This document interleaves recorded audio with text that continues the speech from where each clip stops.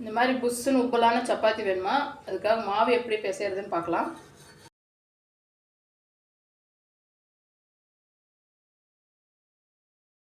ஒரு பவுல் எடுத்து 1 கப்பு தண்ணி ஊற்றிக்கோங்க. தேவையான அளவு உப்பு போட்டு ஒரு பிஞ்சு சோடா உப்பு போட்டுக்கோங்க. மாவு கையில் ஒட்டாமல் வர்றதுக்கு தண்ணியிலே 1 ஸ்பூன் எண்ணெய் ஊற்றிக்கோங்க. நான் இன்றைக்கி 2 கப்பு கோதுமை மாவு எடுத்திருக்கேன்.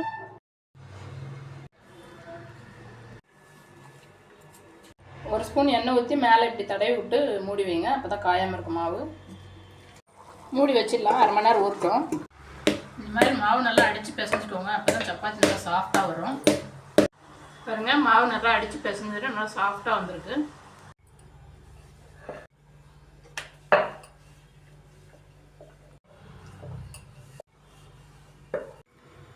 சப்பாத்திக்கு ஸ்டவ் ஆன் பண்ணி தவா வச்சுருக்கேன். தவா சூடாயிடுச்சு.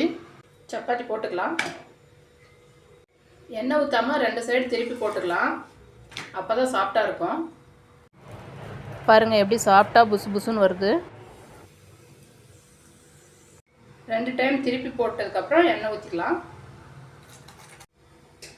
பாருங்கள் எவ்வளோ சாஃப்டாக வருது, புஷ்ஷுன்னு எப்படி வருது.